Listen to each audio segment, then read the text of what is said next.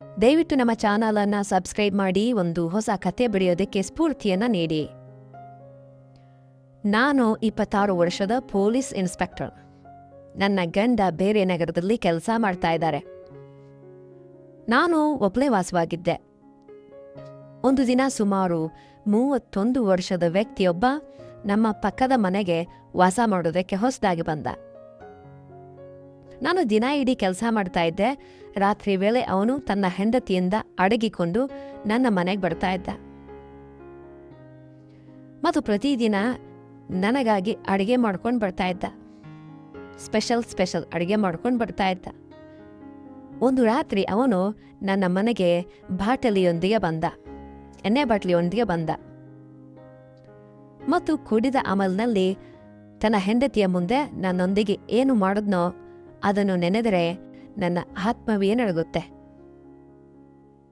ನನ್ನ ಹೆಸರು ಶಾಂತ್ಲಾ ಮತ್ತು ನಾನು ಒಬ್ಬ ಇನ್ಸ್ಪೆಕ್ಟರ್. ನನಗೀಗ 26 ವರ್ಷ ಅಷ್ಟೆ.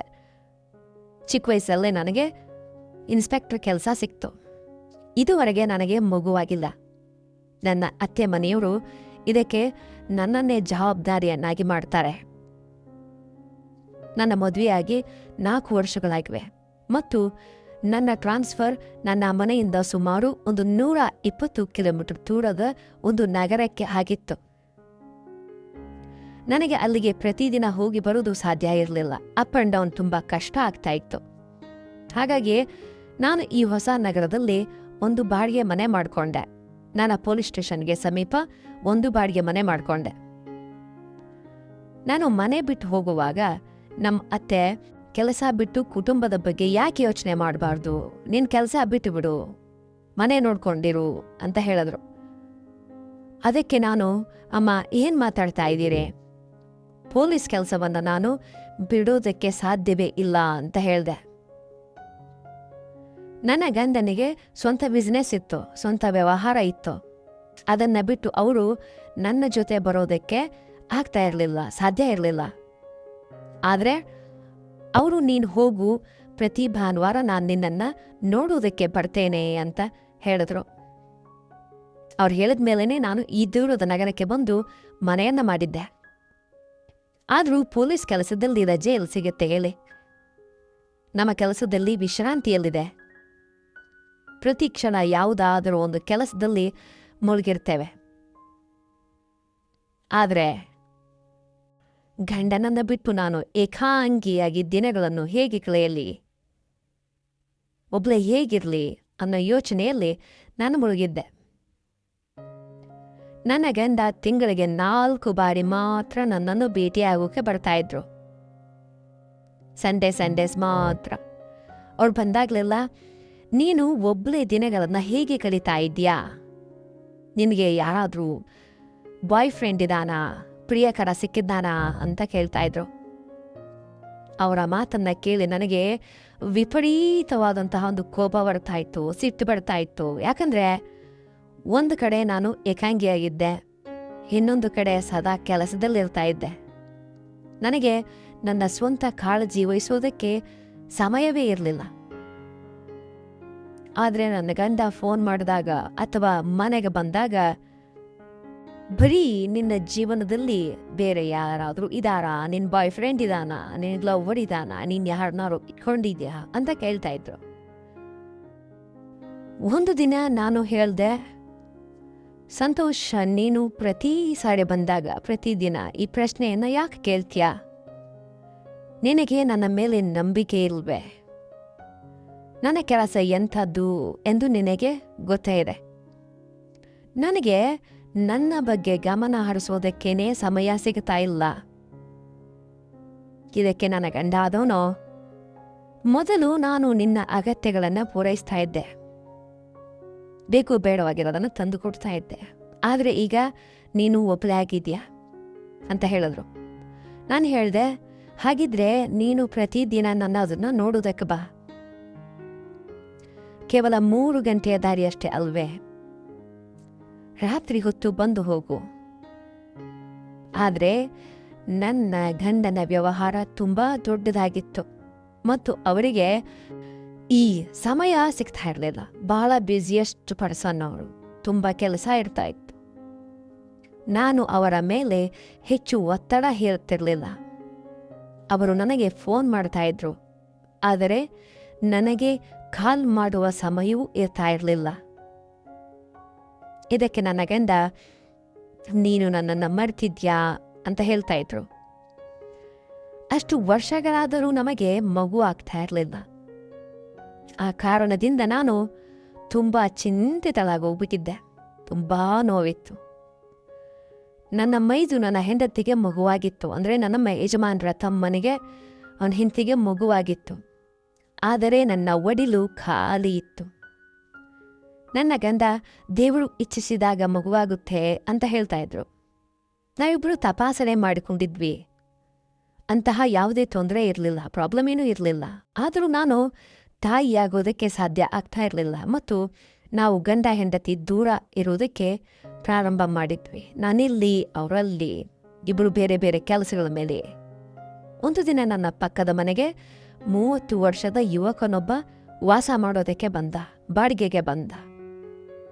ಅವನನ್ನು ನೋಡಲು ತುಂಬ ಶಕ್ತಿಯುತ, ಬಲಿಷ್ಠನಾಗಿದ್ದ. ಅವನು ತನ್ನ ಹೆಂಡತಿ ಮತ್ತು ಮಗಳೊಂದಿಗೆ ಪಕ್ಕದ ಮನೆಗೆ ಬಂದಿದ್ದ. ನನ್ನ ಮನೆಗೆ ಬಂದವನು ಕುಡಿಯೋದಕ್ಕೆ ನೀರು ಕೇಳ್ದ ಮತ್ತು ಇವತ್ತೇ ನಾವಿಲ್ಲಿಗೆ ಬಂದಿದ್ದೇವೆ, ನೀರಿನ ವ್ಯವಸ್ಥೆ ಮಾಡೋದಕ್ಕೆ ಸಾಧ್ಯವಾಗಿಲ್ಲ ಅಂತ ಹೇಳ್ದ. ನಾನು ಅವನ ಬಾಟಲಿಗೆ ನೀರನ್ನು ತುಂಬಿಸಿ, ನಿಮಗೆ ಯಾವುದೇ ಅಗತ್ಯ ಇದ್ರೂ ನನ್ನನ್ನು ಕೇಳಬಹುದು ಅಂತ ಹೇಳ್ದೆ. ಅವನು ನನ್ನ ಕಡೆ ನೋಡ್ತಾ, ನಿಮ್ಮ ಮನೆಯಲ್ಲಿ ಯಾರ್ಯಾರಿದ್ದಾರೆ ಅಂತ ಕೇಳ್ದ. ಅದಕ್ಕೆ ನಾನು ಇಲ್ಲಿ ಒಬ್ಳೇ ಇರ್ತೇನೆ ಅಂತ ಹೇಳ್ದೆ. ಅದಕ್ಕೆ ಅವನು, ನೀವು ಮದುವೆ ಮಾಡ್ಕೊಂಡಿಲ್ವೇ ಅನ್ನೋ ಡೌಟಲ್ಲಿ ಕೇಳ್ದ. ನಾನು, ಇಲ್ಲ, ನನ್ನ ಗಂಡ ಇಲ್ಲಿಲ್ಲ, ಬೇರೆ ಸಿಟಿಲಿದ್ದಾರೆ, ಬೇರೆ ನಗರದಲ್ಲಿರ್ತಾರೆ ಮತ್ತು ನನ್ನ ಟ್ರಾನ್ಸ್ಫರ್ ಇಲ್ಲಿಗೆ ಆಗಿದೆ, ನನ್ನ ವರ್ಗಾವಣೆ ಇಲ್ಲಿಗೆ ಆಗಿದೆ, ನಾನು ಪೊಲೀಸ್ ಇನ್ಸ್ಪೆಕ್ಟರ್ ಅಂತ ಹೇಳ್ದೆ. ಇದನ್ನು ಕೇಳಿ ಅವನು ತುಂಬ ಸಂತೋಷಪಟ್ಟ ಮತ್ತು ಹಾಗಿದ್ರೆ ನಮ್ಮ ಪ್ರದೇಶ ಸುರಕ್ಷಿತವಾಗಿದೆ ಅಂತ ಹೇಳ್ದ. ಅವನ ಮಾತುಗಳನ್ನು ಕೇಳಿ ನಾನು ಮುಗುಳ್ನಕ್ಕೆ.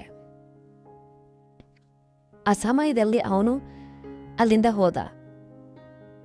ಅಂದಿನಿಂದ ಅವನು ಸಿಕ್ಕಾಗಲೆಲ್ಲ ಹಲೋ ಹೈ ಮಾಡ್ತಾ ಇದ್ದ ಮತ್ತು ನನ್ನ ಕ್ಷೇಮ ಸಮಾಚಾರವನ್ನು ವಿಚಾರಿಸ್ತಾ ಇದ್ದ. ಹೇಗಿದ್ದೀರಾ, ಆಯ್ತಾ ಕಾಫಿ, ಊಟ ಆಯ್ತಾ, ತಿಂಡಿ ಆಯ್ತಾ ಅಂತ ನಗ್ನಗ್ತಾ ವಿಚಾರಿಸ್ತಾ ಇದ್ದ. ಒಂದು ದಿನ ನಾನು ಹೊರಗಿನಿಂದ ಊಟ ತರಿಸ್ಕೊಳ್ತಾ ಇರೋದನ್ನ ಅವನು ನೋಡ್ಬಿಟ್ಟ. ಡೆಲಿವರಿ ತರಿಸ್ಕೊಳ್ತಾ ಇದ್ದೆ ನಾನು ಊಟ. ಅಂದು ರಾತ್ರಿ ಅವನು ನನ್ನ ಮನೆಗೆ ಬಂದು, ನೀವು ಮನೇಲಿ ಅಡುಗೆ ಮಾಡೋದಿಲ್ವೇ ಅಂತ ಕೇಳ್ದ. ನಾನು, ನನ್ನ ಕೆಲಸವೇ ಅಂತಹದ್ದು, ನಾನು ಸುಸ್ತಾಗಿರ್ತೇನೆ, ಹಾಗಾಗಿ ಹೆಚ್ಚಾಗಿ ಹೊರಗಿನಿಂದ ಆರ್ಡರ್ ಮಾಡಿ ತಿಂತೇನೆ ಅಂತ ಹೇಳ್ದೆ. ಅದಕ್ಕೆ ಅವನು, ಈ ರೀತಿ ಮಾಡಿದ್ರೆ ನೀವು ಅನಾರೋಗ್ಯಕ್ಕೆ ಒಳಗಾಗ್ತೀರಿ ಅಂತ ಹೇಳ್ದ. ನನಗೆ ಅವನ ಸಹವಾಸ ಇಷ್ಟವಾಗ್ತಾ ಇತ್ತು. ಅವನು ನನ್ನ ಮೇಲೆ ತುಂಬ ಗಮನ ಕೊಡ್ತಾ ಇದ್ದ. ನನ್ನ ಸಣ್ಣ ಪುಟ್ಟ ವಿಷಯಗಳ ಬಗ್ಗೆ ತುಂಬ ಕಾಳಜಿ ವಹಿಸ್ತಾ ಇದ್ದ. ನಾನಿಲ್ಲಿ ಏಕಾಂಗಿಯಾಗಿರೋದ್ರಿಂದ ನನಗೂ ಕೂಡ ಒಬ್ಬ ಗೆಳೆಯನ ಅಗತ್ಯವಿತ್ತು. ಪೊಲೀಸರಲ್ಲಿಯೂ ನನಗೆ ತುಂಬ ಸ್ನೇಹಿತರಿದ್ರು, ಆದರೆ ಅವರೊಂದಿಗೆ ಬರೀ ಕೆಲಸದ ಮಾತುಗಳೇ ನಡೀತಾ ಇದ್ವು. ನನಗೆ ರಿಲ್ಯಾಕ್ಸ್ ಆಗೋದಕ್ಕೆ ಒಂದು ಜಾಗ ಬೇಕಿತ್ತು, ಪೀಸ್ ಬೇಕಿತ್ತು. ಅದು ಈ ಸನ್ನಿ ಎಂಬ ವ್ಯಕ್ತಿಯೊಂದಿಗೆ ಮಾತಾಡುವಾಗ ಸಿಗ್ತಾ ಇತ್ತು. ಆ ರಿಲ್ಯಾಕ್ಸೇಷನ್, ಆ ಪೀಸ್, ಸಮಾಧಾನ. ಆದರೆ ಒಂದು ವಿಷಯ ನನ್ನನ್ನು ಆಶ್ಚರ್ಯಕ್ಕೀಡು ಮಾಡ್ತು. ಅದೇನೆಂದರೆ, ಅವನು ತನ್ನ ಹೆಂಡತಿಯನ್ನ ನನಗೆ ಎಂದಿಗೂ ಪರಿಚಯಿಸಿರಲಿಲ್ಲ, ಇಂಟ್ರೊಡ್ಯೂಸ್ ಮಾಡಿಸಿರಲಿಲ್ಲ. ತನ್ನ ಹೆಂಡತಿಯನ್ನ ಮನೆಯಿಂದ ಹೊರಗೆ ಬರೋದಕ್ಕೆ ಬಿಡ್ತಾ ಇರಲಿಲ್ಲ. ಅವನ ಮಗಳು ನನಗೆ ಆವಾಗ ಕಾಣಿಸ್ತಾ ಇದ್ಲು, ಆದರೆ ಹೆಂಡತಿ ಮಾತ್ರ ಎಂದಿಗೂ ಕಾಣಿಸಿರಲಿಲ್ಲ. ಅವರು ಬಂದು ಇಷ್ಟು ದಿನಗಳ ಅಂದ್ರೂ ಅವರು ತನ್ನ ಹೆಂಡತಿಯನ್ನ ನನ್ನ ಮನೆಗೆ ಕರೆದುಕೊಂಡು ಬಂದಿರಲಿಲ್ಲ. ಒಂದೆರಡು ಬಾರಿ ಆಕೆಯ ಮೇಲೆಯೇ ಕಣ್ಣು ಬಿದ್ದಾಗ ಆಕೆ ಸೀರೆ ಉಟ್ಟು ಮುಸುಕು ಹಾಕ್ಕೊಂಡಿರ್ತಾ ಇದ್ಲು. ಮುಖದ ಮೇಲೆ ಮುಖ ಕಾಣಿಸ್ದೇ ಇರೋ ಥರ ಮುಸುಕು ಹಾಕ್ಕೊಂಡಿರ್ತಾ ಇದ್ಲು. ಇದು ನನಗೆ ತುಂಬ ಒಂದು ಆಶ್ಚರ್ಯ ತಂದಿತ್ತು, ಕುತೂಹಲ ತಂದಿತ್ತು, ಕ್ಯೂರಿಯಾಸಿಟಿ ಹುಟ್ಟಿತು. ಒಂದು ದಿನ ನಾನು ಅವನನ್ನು ಕೇಳಿದೆ, ನೀವು ನಿಮ್ಮ ಹೆಂಡತಿಯನ್ನು ನನಗೆ ಪರಿಚಯಿಸಲೇ ಇಲ್ವಲ್ಲ? ಅದಕ್ಕೆ ಅವನು, ನನ್ನ ಹೆಂಡತಿ ಅನಕ್ಷರಸ್ಥೆ, ಅನ್ಎಜುಕೇಟೆಡ್, ಅವಳಿಗೆ ಜನರೊಂದಿಗೆ ಸರಿಯಾಗಿ ಮಾತಾಡೋದಕ್ಕೆ ಬರೋದಿಲ್ಲ, ಅದಕ್ಕಾಗಿ ಮನೆ ಒಳಗಿರ್ತಾಳೆ ಅಂತ ಹೇಳ್ಬಿಟ್ಟ. ನಾನು ಅವನ ಮುಖವನ್ನೇ ನೋಡ್ತಾ ನಿಂತುಬಿಟ್ಟೆ. ಇಷ್ಟು ಸ್ಮಾರ್ಟ್ ಮತ್ತು ಹ್ಯಾಂಡ್ಸಮ್ ಆಗಿರುವ ವ್ಯಕ್ತಿ ಒಬ್ಬ ಅನಕ್ಷರಸ್ಥ ಹೆಣ್ಣನ್ನ ಯಾಕೆ ಮದುವೆ ಆದ? ಅದೇ ಯೋಚಿಸ್ತಾ ಇದ್ದೆ. ನನಗೆ ಕೆಲವೊಮ್ಮೆ ಅವರ ಮನೆಗೆ ಹೋಗಿ ಆತನ ಹೆಂಡತಿಯನ್ನ ಭೇಟಿಯಾಗಬೇಕು ಅಂತ ಅನ್ನಿಸ್ತಾ ಇತ್ತು. ಆದರೆ ಅದಕ್ಕೆ ಎಂದೂ ಅವಕಾಶ ಸಿಕ್ಕಿರಲಿಲ್ಲ, ಟೈಮ್ ಬಂದಿರಲಿಲ್ಲ, ಕಾಲ ಕೂಡ ಬಂದಿರಲಿಲ್ಲ. ಸನ್ನಿ ಆಗಾಗ ನನ್ನ ಮನೆಗೆ ಬರೋದಕ್ಕೆ ಶುರು ಮಾಡ್ದ. ಅವನು ಪ್ರತಿದಿನ ರಾತ್ರಿ ನನ್ನ ಮನೆಗೆ ಬಂದು ನನಗಾಗಿ ಊಟ ತರ್ತಾ ಇದ್ದ. ಸ್ಪೆಷಲ್ ಡಿಶಸ್ ಮಾಡ್ಕೊಂಡು ಬರ್ತಾ ಇದ್ದ. ನಾನು ಊಟ ಮಾಡುವಾಗ ಅವನು ಕುಳಿತು ನನ್ನನ್ನು ನೋಡ್ತಾ ಮಾತಾಡ್ತಾ ಇದ್ದ. ಊಟ ಮುಗಿದ ನಂತರ ಅವನು ತನ್ನ ಪಾತ್ರೆಯನ್ನು ತೊಳೆದು ಮನೆಗೆ ತೆಗೆದುಕೊಂಡು ಹೋಗ್ತಾ ಇದ್ದ. ಅವನು ನನ್ನೊಂದಿಗೆ ಬೇರೆ ಬೇರೆ ಥರದ ವಿಷಯಗಳನ್ನು ಮಾತಾಡ್ತಾ ಇದ್ದ, ತುಂಬ ವಿಷಯಗಳನ್ನು ಮಾತಾಡ್ತಾ ಇದ್ದ. ಕೆಲವೊಮ್ಮೆ ವ್ಯಾಯಾಮದ ಬಗ್ಗೆ, ಅಂದರೆ ಎಕ್ಸರ್ಸೈಸ್ ಬಗ್ಗೆ, ನಗರಗಳ ಬಗ್ಗೆ, ನಗರದ ಸುದ್ದಿಗಳ ಬಗ್ಗೆ ಮತ್ತು ಆಗಾಗ್ಗೆ ನನ್ನ ಸೌಂದರ್ಯವನ್ನು ಕೂಡ ಹೊಗಳ್ತಾ ಇದ್ದ. ಒಂದು ದಿನ ಅವನು, ನಿಮಗೆ ಎಷ್ಟು ಮಕ್ಕಳಿದ್ದಾರೆ ಅಂತ ಕೇಳ್ದ. ಅವನ ಪ್ರಶ್ನೆಯಿಂದ ನಾನು ಉದಾಸೀನಲಾದೆ, ಅಂದರೆ ಬೇಜಾರಾಗೋಯ್ತು. ಮತ್ತು ನನಗೆ ಇದುವರೆಗೆ ಮಗುವಾಗಿಲ್ಲ ಮತ್ತು ಈಗ ನನ್ನ ಗಂಡ ಕೂಡ ದೂರ ಇದ್ದಾರೆ ಅಂತ ಹೇಳಿದೆ. ಅದಕ್ಕವನು, ನೀವು ಈ ಒಂಟಿತನವನ್ನು ಹೇಗೆ ದೂರ ಮಾಡ್ತೀರಿ? ನಿಮ್ಮವು ಕೆಲವು ಅಗತ್ಯಗಳಿರುತ್ತವೆಯಲ್ವೇ ಅಂತ ಕೇಳ್ದ. ಅವನ ಮಾತನ್ನ ಕೇಳಿ ನಾನು ಗಾಬರಿಯಾದೆ. ಇಂತಹ ಪ್ರಶ್ನೆಯನ್ನ ಇದುವರೆಗೆ ಯಾವ ಅಪರಿಚಿತರು ಕೇಳಿರಲಿಲ್ಲ. ನನ್ನ ಗಂಡ ಸದಾ ಇಂತಹ ಪ್ರಶ್ನೆಗಳನ್ನು ಕೇಳ್ತಾ ಇರ್ತಾರೆ, ಆದರೆ ನನ್ನ ಡಿಪಾರ್ಟ್ಮೆಂಟ್ನವರಾಗಲಿ ಅಥವಾ ಅಕ್ಕಪಕ್ಕದವರಾಗಲಿ ಯಾರೂ ಇಂತಹ ಪ್ರಶ್ನೆ ಮಾಡಿರಲಿಲ್ಲ. ಅವನ ಮನಸ್ಸಿನಲ್ಲಿ ನನಗಾಗಿ ಏನಿದೆ ಅನ್ನೋ ಯೋಚನೆ ನನಗೆ ಬಂತು. ನಾನು ವಿಷಯವನ್ನು ಬದಲಿಸೋದಕ್ಕೆ, ಸರಿ, ಒಂದು ದಿನ ನಿಮ್ಮ ಫ್ಯಾಮಿಲಿ ಮತ್ತು ನಾನು ಸೇರಿ ಪಿಕ್ನಿಕ್ ಹೋಗೋಣ ಅಂತ ಹೇಳಿದೆ. ನಾನು ಆತನ ಹೆಂಡತಿಯನ್ನು ನೋಡೋದಕ್ಕೆ ಈ ಒಂದು ರೀತಿ ಹೇಳಿದ್ದೆ, ಈ ಪ್ಲಾನ್ ಮಾಡಿದ್ದೆ. ಏರಿಯಾದ ಜನರು ಸನ್ನಿ ತನ್ನ ಹೆಂಡತಿಯನ್ನ ಅಡಗಿಸಿಟ್ಟಿದ್ದಾನೆ ಅಂತ ಮಾತಾಡ್ಕೊಳ್ತಾ ಇದ್ರು, ಓಡಿಸ್ಕೊಂಡು ಬಂದಿದ್ದಾನೆ ಅಂತ ಮಾತಾಡ್ಕೊಳ್ತಾ ಇದ್ರು. ಸುತ್ತಮುತ್ತಲಿನ ಮಹಿಳೆಯರು ಖಂಡಿತವಾಗಿಯೂ ಏನೋ ಒಂದು ವಿಷಯ ಇದೆ ಅಂತ ನನ್ನ ಬಳಿ ಹೇಳ್ತಾ ಇದ್ರು. ಆತನ ಹೆಂಡತಿ ಮನೆಯಲ್ಲಿ ಒಬ್ಬಳೇ ಇದ್ದಾಗ ಬಾಗಿಲು ಕೂಡ ತೆರೀತಾ ಇರಲಿಲ್ಲ. ಇದು ನನ್ನನ್ನು ಆಳವಾದ ಒಂದು ಯೋಚನೆಗೆ ತಳ್ಳಿಬಿಟ್ಟಿತ್ತು. ಅವನು ತನ್ನ ಹೆಂಡತಿಯನ್ನ ಈ ರೀತಿ ಯಾಕೆ ಇಟ್ಟಿದ್ದಾನೆ? ಜನರು ಅವನ ಮಗಳನ್ನ ವಿಚಾರಿಸ್ತಾ ಇದ್ರು, ಆದರೆ ಆಕೆ ಕೂಡ ಮೌನವಾಗಿರ್ತಾ ಇದ್ರು, ಯಾವುದಕ್ಕೂ ಉತ್ತರ ಕೊಡ್ತಾ ಇರಲಿಲ್ಲ. ನನಗೆ ಸಂಶಯ ಶುರುವಾಯಿತು. ನಾನು ಮೊದಲೇ ಪೊಲೀಸ್. ಒಂದು ಬಾರಿ ಆತನ ಮಗಳು ಒಬ್ಬಳೇ ಸಿಕ್ಕಾಗ ನಾನು, ನಿಮ್ಮ ಅಮ್ಮ ಎಲ್ಲಿದ್ದಾರೆ ಅಂತ ಕೇಳಿದೆ. ಆಕೆ ಸಂಪೂರ್ಣವಾಗಿ ಸುಮ್ಮನಾಗಿಬಿಟ್ಲು, ಏನನ್ನೂ ಹೇಳಲಿಲ್ಲ. ನಾನಂದೆ, ಹೆದರಬೇಡ, ನಾನು ಒಳ್ಳೆಯ ಆಂಟಿ ಮತ್ತು ಪೊಲೀಸ್ ಆಫೀಸರ್, ಹೇಳು ಅಂತ ಕೇಳಿದೆ.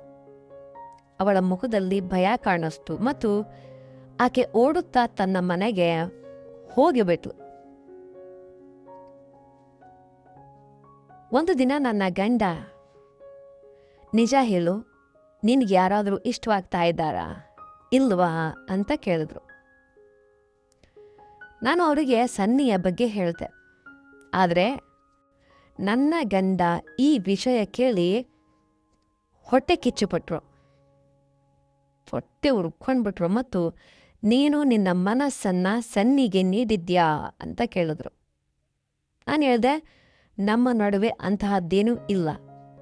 ಆದರೆ ನನಗೆ ಆ ವ್ಯಕ್ತಿಯ ಮೇಲೆ ಸಂಶಯವಿದೆ. ಚಿಂತಿಸಬೇಡಿ, ನಾನು ಪೊಲೀಸ್ ಅಧಿಕಾರಿ, ಪೊಲೀಸ್ ಇನ್ಸ್ಪೆಕ್ಟರ್. ನಾನು ನನ್ನ ಕಾಳಜಿ ವಹಿಸಬಲ್ಲೆ. ಯಾರೂ ನನ್ನೊಂದಿಗೆ ತಪ್ಪು ಮಾಡುವುದಕ್ಕೆ ಸಾಧ್ಯವಿಲ್ಲ.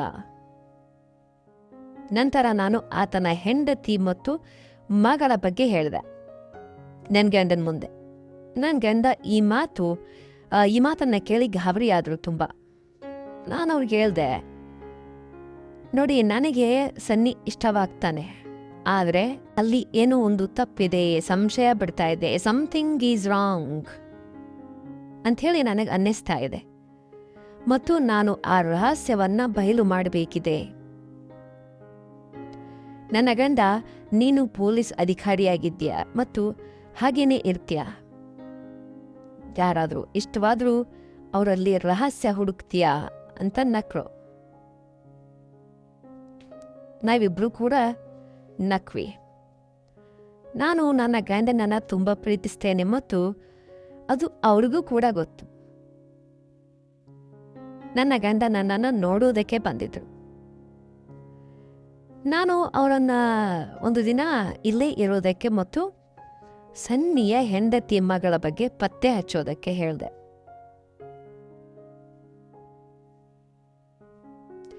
ಅವರು 2 ದಿನ ನನ್ನೊಂದಿಗೆ ಇದ್ರು. ಅಂದರೆ ನನ್ನ ಗಂಡ 2 ದಿವಸ ನನ್ನ ಜೊತೆ ಇದ್ರು. ಮತ್ತೆ ಹೋಗ್ಬೇಕಾದ್ರೆ, ನೀನು ಹೇಳಿದ್ದು ಸರಿಯಾಗಿದೆ, ಆ ಕುಟುಂಬ ವಿಚಿತ್ರವಾಗಿದೆ, ಸಸ್ಪೆನ್ಸ್ ಮುಚ್ಚಿಡ್ತಾ ಇದೆ ಅನ್ನಿಸ್ತಾ ಇದೆ, ರಹಸ್ಯವಾಗಿದೆ. 2 ದಿನಗಳಲ್ಲಿ ನಾನು ಅವರ ಹೆಂಡತಿಯನ್ನು ನೋಡೇ ಇಲ್ಲ ಮತ್ತು ಅವನ ಮಗಳ ಮುಖದಲ್ಲಿ ನನಗೆ ಭಯ ಕಾಣಿಸ್ತು. ಏನೋ ತೊಂದರೆ ಇರಬಹುದು ಅಂತ ಹೇಳಿದ್ರು. ನನ್ನ ಗಂಡ ಹೋದ ನಂತರ, ಊರಿಗೆ ಹೋದ ನಂತರ ಅಂದೇ ರಾತ್ರಿ ನನಗೆ ಸನ್ನಿಯ ಮನೆಗೆ ಹೋಗೋದಕ್ಕೆ ಒಂದು ಚಿಕ್ಕ ಅವಕಾಶ ಸಿಕ್ತು. ಸನ್ನಿ ಅವತ್ತು ಮನೆಯಲ್ಲಿ ಇರಲಿಲ್ಲ. ಆತನ ಮನೆಯ ಬಾಗಿಲು ತೆರೆದಿರೋದನ್ನು ನೋಡಿ ನಾನು ಒಳಗೆ ಹೋದೆ. ನನಗೆ ಒಳಗಿನ ದೃಶ್ಯವನ್ನು ನೋಡಿ ನನ್ನ ಕಣ್ಣುಗಳೇ ಹೊರಬಂದ್ವು. ನಂಬೋದಕ್ಕಾಗಲಿಲ್ಲ. ನನಗೆ ನನ್ನ ಕಣ್ಣುಗಳನ್ನೇ ನಂಬೋದಕ್ಕೆ ಸಾಧ್ಯವಾಗಲಿಲ್ಲ. ಅಂತಹ ಒಂದು ವಿಚಿತ್ರವಾದ ಘಟನೆಯನ್ನು ನಾನು ನೋಡಿದೆ. ಅವನ ಹೆಂಡತಿ ಅಲ್ಲಿರಲಿಲ್ಲ. ನಾನು ತಕ್ಷಣ ಅಲ್ಲಿಂದ ಹೊರಬಂದು ಸನ್ನಿಗೆ ಕಾಲ್ ಮಾಡಿದೆ. ಸನ್ನಿ ಫೋನ್ ಎತ್ತಿದಾಗ ನಾನು ಕೇಳಿದೆ, ಎಲ್ಲಿದೆಯಾ ನೀನು?